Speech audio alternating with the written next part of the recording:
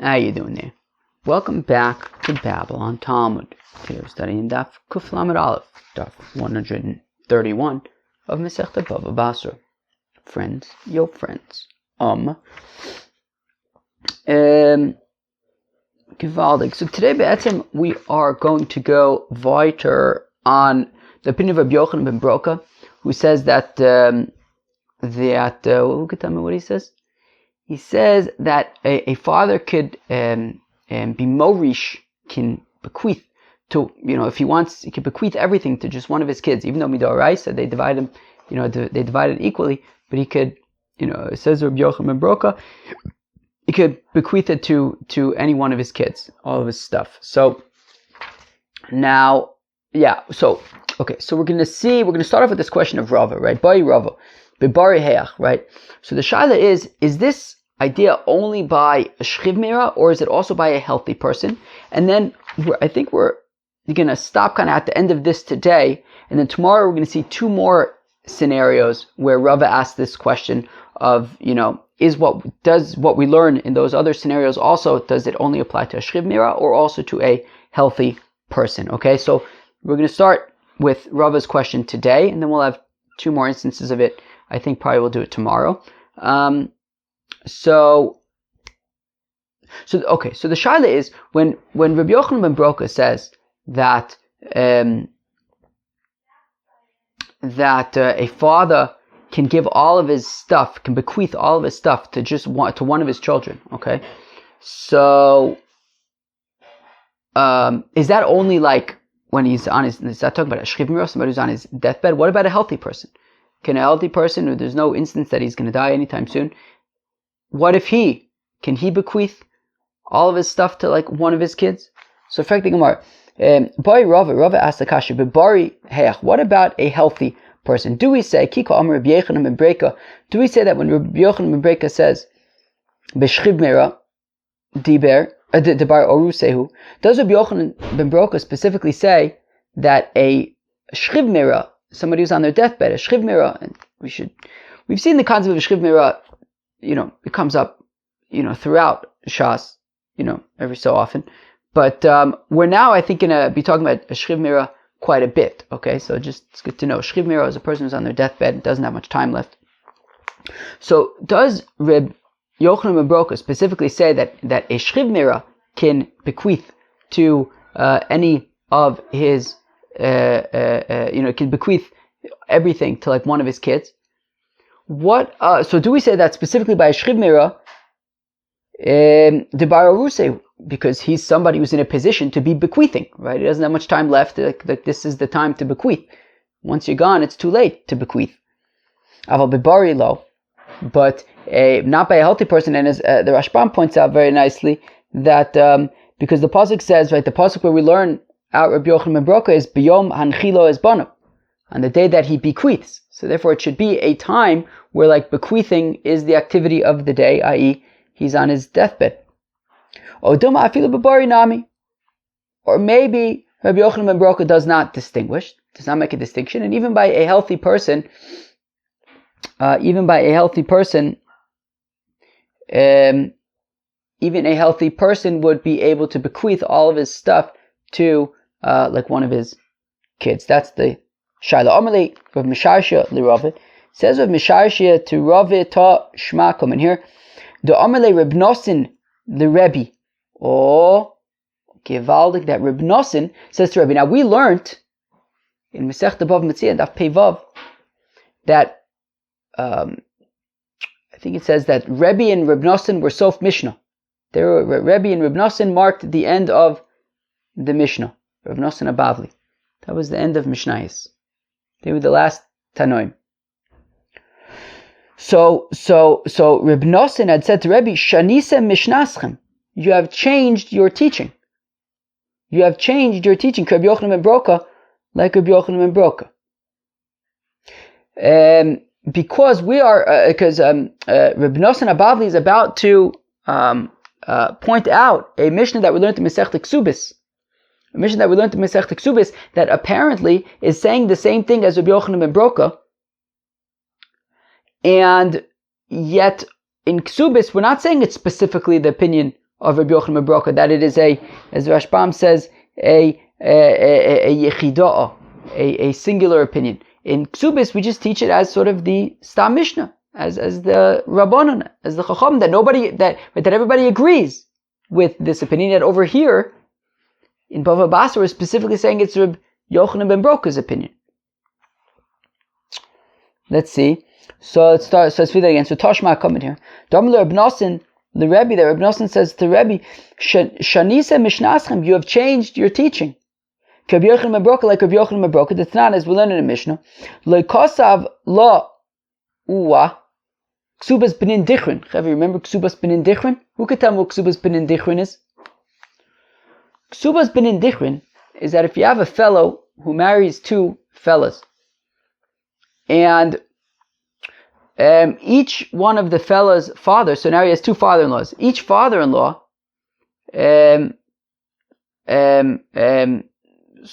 brought into the marriage, committed to the marriage, their own nedunya, their own dowry. I believe that would be nichzitzon barzel.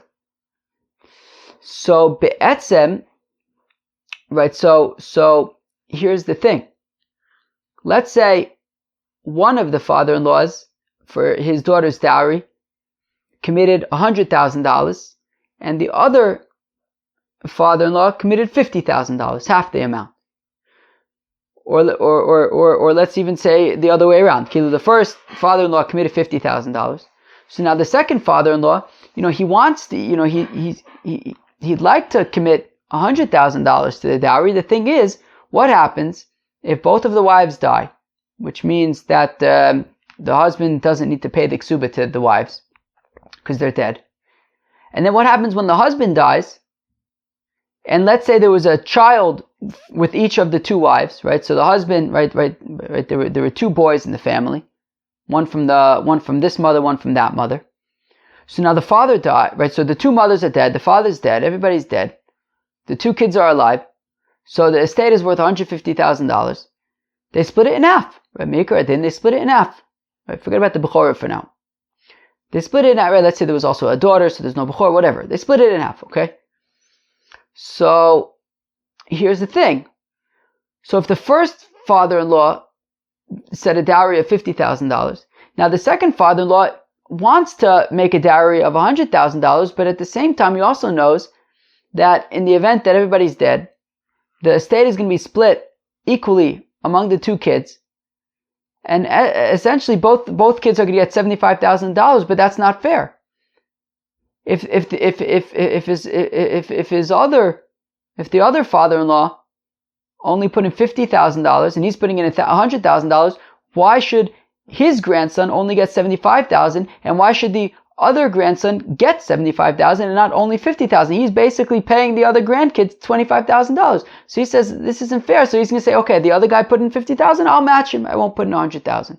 So therefore, we say in order to encourage this second father-in-law to give a $100,000 dowry, we say, look, how about this? In the event that everybody's dead and the two kids are going to divide up the estate, your grandchild will inherit your daughter's ksuba, $100,000, and the other grandchild will inherit his mother's ksuba of $50,000. And like this, you don't have to worry about anybody, any other kids taking the dowry that you invested in the marriage. And that's ksubas b'nin dichrin, right? That any male children will receive as an inheritance, if they come to inherit their mother's ksuba, they will from their father, so they will receive the amount of their mother's ksuba, and not the other mother's ksuba. And that way it's a protection for the father-in-laws to know that nobody else is getting their dowry. Okay.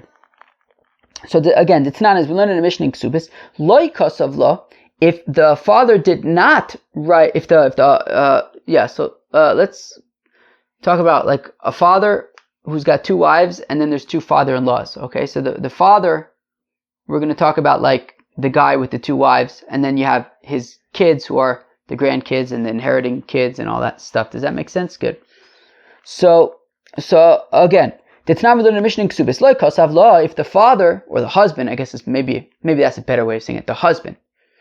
If the husband did not write to his wife, B'nindichrin dihavin lichminoi, that any male children that you give birth to in this marriage, inun yarsun kesef ksubosech, they will receive the money of your ksuba, yoser al chulkeun deim achun, above and beyond that which they inherit together with their other brothers, right? Meaning that that her children will be entitled to receive her ksuba. So what if he didn't write this, right? We're saying lo kasav lo. If he didn't write this, nonetheless chayev. Nonetheless, the ksubas b'nindichrin is still implemented, even though it wasn't actually included in the ksuba. Shetanai Bezdin, because it's a takonas Bezdin. Bezdin decided that this is how it's going to be, and this is therefore how it's going to be, regardless of if it is actually written into the ksuba or not. Okay, so now here's the thing. The thing is that what's going on over here, basically? What does it say in the ksubas b'nindichrin? B'nindichrin dihavin lichminoi inun yarsun kesef ksubasach yosher achul kohen. So what's happening here, Be'etzem? This father, this husband, right? We're saying ultimately he has two kids, right? And he's saying right now, he's saying at the time of his marriage, he's perfectly healthy, he's not a shchib mira. He's saying that this kid the kids are not going to split the estate in half. This kid's going to get 100,000, this kid's going to get 50,000. So we see that it's like Rabbi Yochanan ben Broka. Be'etzem, what he's saying is that he could say, right, it says, Inun Yarsun. We're talking about inheritance. We're not talking about a gift over here. And we're saying that this one's going to inherit this, and that one's going to inherit that. That they're getting different inheritances, and that's okay. And even though he's healthy. So the kasha that Reb Nosson asked Rebbe is that in Ksubis we seem to be saying this halacha l'divrei akol, according to everybody. And in BavaBasra we're saying it's specifically Rabbi Yochanan ben Broka's opinion. Why the change? So where are we? V'omer lo Rebbe yizvun tanan. And Rebbe responds to Reb Nosson, and he says, no, don't ask me this kasha, because in Ksubis it isn't talking about inheritance, it's talking about a gift. Yizvun, they will receive as a gift. So it's talking about a gift. It's talking about a gift, and therefore it's apples and oranges. Right here in BavaBasra we're talking about an inheritance. Over there we're talking about a gift, and because it's a gift, he can gift it to whoever he wants. It's a different thing, and that's according to everybody. But okay, V'omer lo Rebbe yizvun tanan. Okay, and then continues the Brisa, I believe. V'omer Rebbe, and then Rebbe says, Yaldus ha'osabi, I was being I was being immature. Ve'azti ponai b'nosan abavli, and I was disrespectful to nosan abavli, because ela dekai malon. Because in fact we hold b'nindichrin lo taifa mi mishabde, that the ksubas b'nindichrin, if these kids want to collect it, they cannot collect from the chasim shubadim. What does that mean? Well, it means that generally the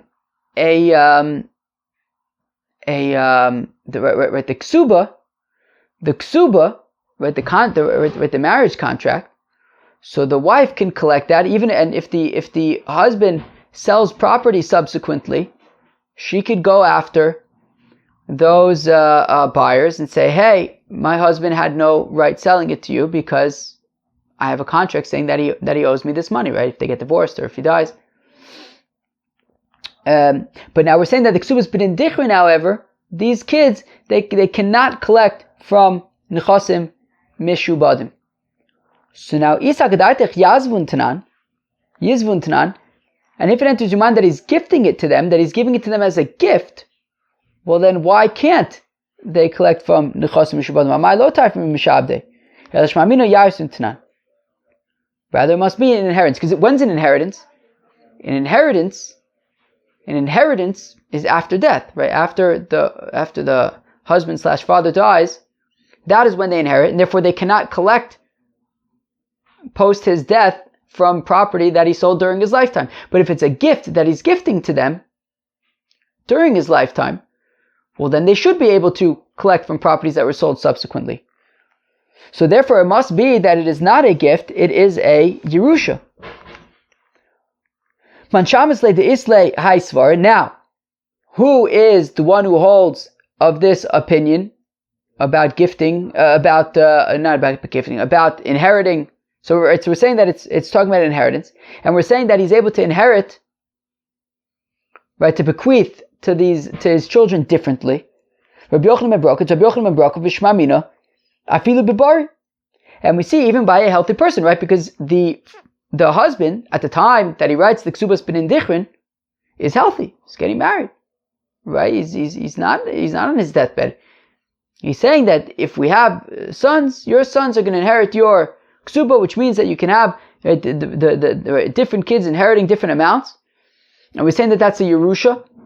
And we're saying that that's acceptable. And we're saying that it's acceptable even by a healthy person.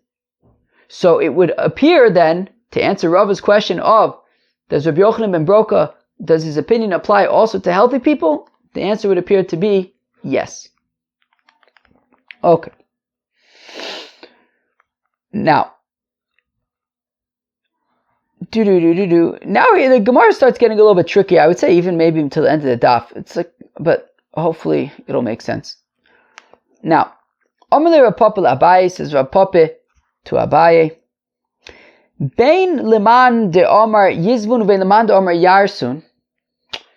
Whether you say Yizvun or Yarsun, meaning initially Reb Nosson Abavli had asked Rebbe, how come in Ksubis you're saying it's L'divrei Akol, it's everyone's opinion, and in Ksubis saying it's everybody's opinion, and in BavaBasra you're saying it's specifically Rabbi Yochanan ben Broka's opinion. So Rebbe tried to answer it initially by saying, well, the reason why it's according to everybody is because it's a gift. That everybody would agree they can give whatever gifts you want.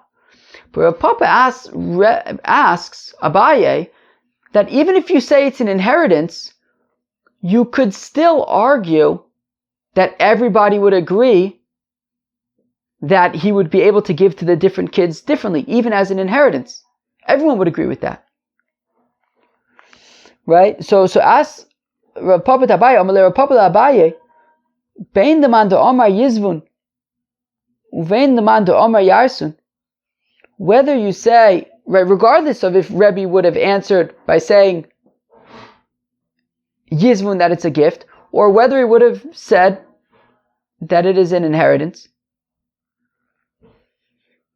still it would be according to everybody that he would be able to divide it up to the different kids differently. Ha'ein odom makne davar sheloi ba la'olam. One second. Yeah, okay. Okay, where am I? Where am I? So now here's the thing. Whether we're talking about a gift, whether we're talking about inheritance, right? If we're saying that the husband / father, regardless of if he's gifting the different, the ksubas, right, their mother's ksuba to them, and therefore they're getting different amounts, whether they're receiving different amounts as a gift, or whether they're receiving it as an inheritance, the thing is, ein adam makna davar shelo ba la'olam. You can't, transfer something that hasn't yet come into existence, and in this case, to someone who hasn't yet come into existence. These kids aren't born yet. Right? What does it say? It says, what does the Mishnah say? That you will have, they haven't gotten married yet. They're about to get married, they don't have any kids yet. So he's be'etzem being makne the ksuba to these unborn sons. Maybe they won't even have any sons. So this whole thing, whether we're talking about it's a gift, whether we're talking about it's an inheritance, there's inherently something funny going on here. Right? Again, right? It's a bein leman omar yizvun bein leman omar yarzun ha'eno de makne davar shelo ba'olam. You can't actually be makne something that doesn't exist yet. Even according to Reb Meir, who says that a person can be makne davar shelo ba'olam, I think that the general example, I think we've seen this before, that the general example of being makne davar shelo ba'olam would be something like, selling the dates of a palm tree, right? If you have a palm tree, Shimon has a palm tree, and he sells the dates of the palm tree to Reuven. Now the dates haven't grown yet, right? There are no dates currently, but there will be dates. I mean, it's a palm tree; it grows dates every year.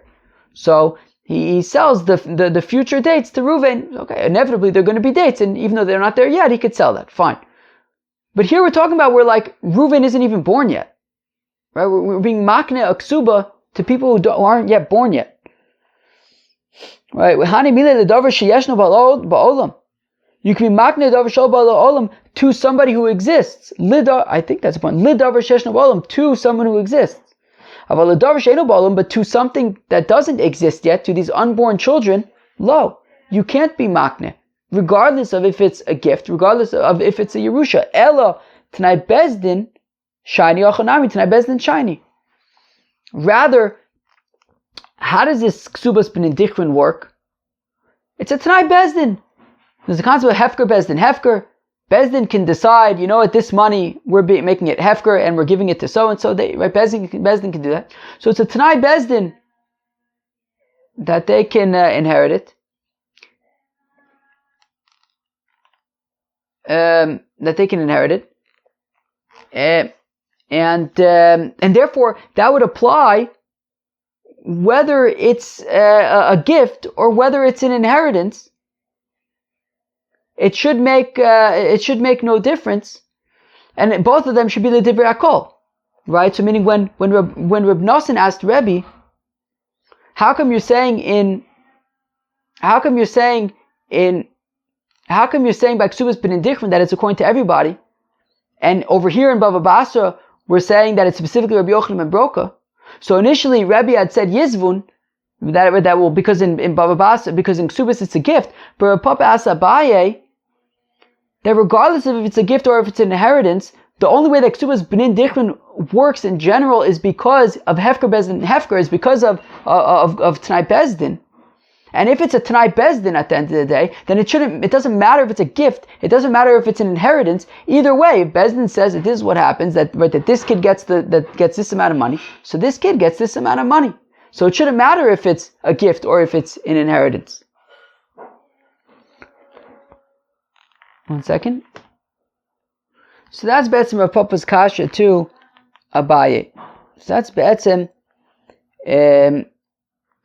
Rav Papa's kasha to Abaye, that really, why did Rebbe have to say that it's a gift, even if it was an inheritance, still, still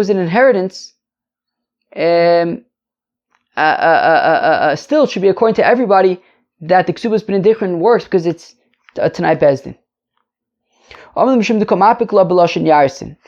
Abai says, well, because, if I understand correctly, it's like a little weird, but I think what Abai is saying is that, well, because he's saying specifically the Mishnah, which Rebbe edited, says, Inun Yarsun, Kesef Ksubasach, he's dafka saying Lashon Yerusha, which makes it sound like it's specifically Rabbi Yochanan ben Broka's opinion, and not everybody. That's why you have to say that it's a gift and not an inheritance. So, because by saying an inheritance, that's why he thought to say that, if I say gift, it would be according to everybody, because an inheritance sounds like it's like Rabbi Yochanan ben Broka's opinion. Hadar Abai then said, Lav Milsa Yida Amri, that actually forget about that. I'll give you another reason why this is according to everybody. Because the Tanan that we learn in that very Mishnah, Lo kosav lo, that just like if he didn't mention the ksubas b'nedichrin, so additionally, if he didn't write in the ksuba, binon nukvon, dihavyon lichiminoi, also if he excluded from the ksuba that any daughters that we have together, yahavyon yazvon bebesi v'yitznon minachosa, that in the event that I die, they could remain in my house. and be sustained from my property, from my estate, until they get married, until either you or well, in this case, the daughters get married.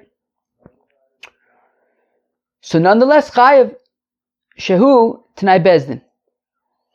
So he's going to be chayav because it's a t'nai bezdin, right? This is a takana d'Rabbanan that the daughters would be able to be sustained from the estate. So even if he didn't include it in the ksuba, it applies nonetheless, and that is a gift. Right? That is a gift. That's not an inheritance. Right? That's a gift that he gives her, that he gives the daughters. So adi tzlach l'guven chayv shutnai bezdin. V'hava loze b'matana v'loze b'yerusha, and therefore this is now a scenario like we mentioned the other day, that if you give it to this one, right? We saw like Rav Sheshes had said, and then we proved it from a brisa, that if you give to this guy this field as a gift, and this guy that field as a Yerusha, so we assume that both the gift and the Yerusha apply to both, and therefore it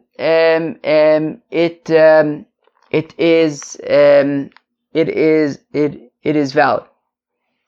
Everyone agrees that would be valid, and it would apply. But they would each get their respective fields. So here also, when you have, in the same Mishnah, you have the Ksubas B'nin Dichrin, which is a Yerusha, and you also have the stipulation of the Mizonos of the daughters, which is a Matana. So you have the Yerusha you have Lashon Yerusha for the boys and the Matana for the girls, and they're being taught together. Right, so where am I? And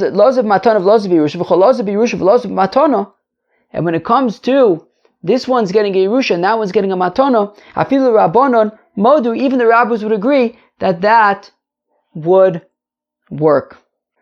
Omar Rav Nachumi v'iz de Omar Rav Chananya bar Manyomi Abai. So it says Rav Nachumi, some say Rav Chananya bar Manyomi say to Abai. Mimai de bechad beidino iskun, but how do we know that both of those halachas about the Ksubas B'nei Dichrin and the Mizonos Habonis, how do we know that they were both taught together in the same bezdin, that it would be considered like they were taught together, and therefore it would be considered matana loze, v'yerusha loze, and that it works? And we said the other day that it works when it's taught k'dei dibur. So I don't know that they were dafka taught together, so that it would mean that that according to everybody, even the rabbis would say that both the matana and the Yerusha would work according to everybody. Maybe they were in two, but they didn't. Iskun. No, it couldn't be in two separate, but they did in the Katani Reisha, because it says earlier, in an earlier Mishnah there in Ksubis, Zemedrash Darsh Rabbi Elazar ben Azariah lefnei Chacham b'Keren b'Yavne. The Rabbi Elazar ben Azariah taught this before the rabbis in Keren b'Yavne. Habonim Yirshu v'Abonus Yizonu, that the boys will inherit and the girls will receive food from the estate. Ma'abonim einon yorshin el lacher misasavim. Just like the boys inherit after their father dies, so Avbonos lo yizonu elo lacher misasavim. Also, when we talk about the mizonos of the daughters from the estate that is after the father dies, Yomit b'shlomo b'chad beidina iskun. So I understand if this is all happening together in the same bezdin. So that's why we could learn out both takonas, one from the other, that they're all being taught together. The takona of the boys inheriting and the girls receiving sustenance. So those were taught together. Therefore, we could learn out just like this one is after death, also that is after death. But if you say that this happened in two separate, but they didn't, how can we learn out one takana from the others? Therefore, it must be that they were taught together. But mimai, to which we say, that's not really such a good proof. Dilma, la'olam emelach betray beidina iskun. Maybe I'll say that they were in two separate batei dinim. Uveidina basra, and the second bezdin, takun kiveidina kama. they made their takana based on, not together with at the same time in the same bezdin as, but in a separate bezdin later on, but based on the initial takana. So that you won't have any inconsistencies between the different takanas. They taught them one related to the other, and saying just like the other takana is from the other bezdin about ksubas b'din dichrin, and that is after death. So also our takana in our separate bezdin about mizonos sabonis is also lachar misa. So they made them consistently, but we don't necessarily know that they were taught together in the same bezdin. So therefore, sort of that kind of approach about saying that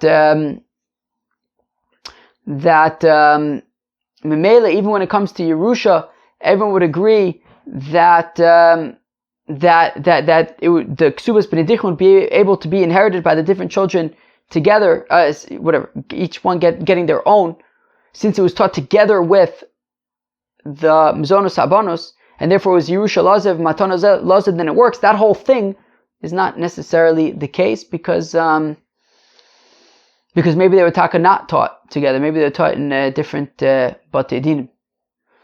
Okay, so therefore I think the idea. So where are we? Well, we're going to stop here. But yeah, I got a little bit, I don't know, hard to follow. I think a little bit at the end. But where were we? We had initially Rav Papa had asked Abaye that, look, if everything is about Hefker Bezdin Hefker anyways, then it shouldn't matter if it is a Matana or if it is a Yerusha. And Abaye says, well, the thing is, if you say Yerusha, then it kind of implies that it's specifically like Rabbi Yochanan, like Rabbi Yochanan ben Broka. But then we said, wait, but anyways, you have the Ksubas B'nei Dichron, you have the Mizonos Sabonos, those are juxtaposed. So Memela, shouldn't that mean that it works for both the Ksubas B'nei Dichron as well as the Mizonos Sabonos according to everybody? To which we said, no, that would have to be in the same bezdin, Toch the Dibra, and that's not necessarily the case. So therefore, that kind of doesn't work. And we go back to, I guess, what Abaye had said last, which is, if you go with Yarsun, then it sounds like Rabbi Yochanan ben Broka, which is why Rebbe initially had wanted to say that it's Yizvim, which is like a matana,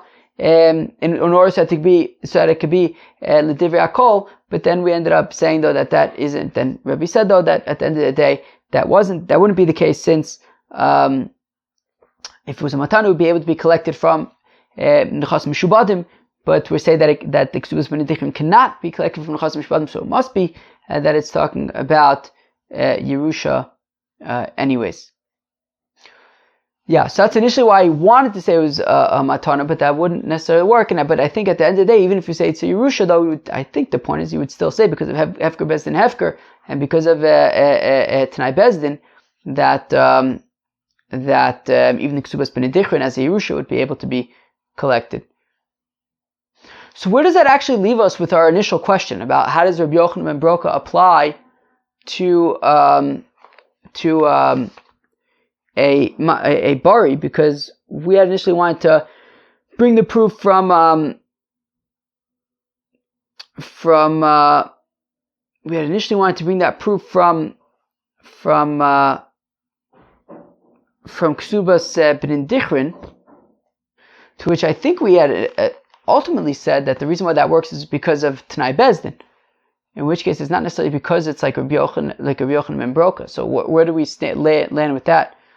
I don't know. This got very kind of weedy towards the end, right? But initially, I wanted to say it's that Ksubas B'nei Dichron would be the opinion of Rabbi Yochanan ben Broka. But I think ultimately we're saying it's according to everybody, because I think because it's Hefker Bezdin Hefker, unless though it gets back to what Abaye was saying though, that the whole thing with Yarsun though is that just the fact that it says Yarsun implies that it's Rabbi Yochanan ben Broka's opinion. And if you say that, well then maybe based on that you could say maybe Ksubas B'nei Dichron is Rabbi Yochanan ben Broka. In which case Rabbi Yochanan ben Broka would apply even to a bari. It's like a little bit not super clear.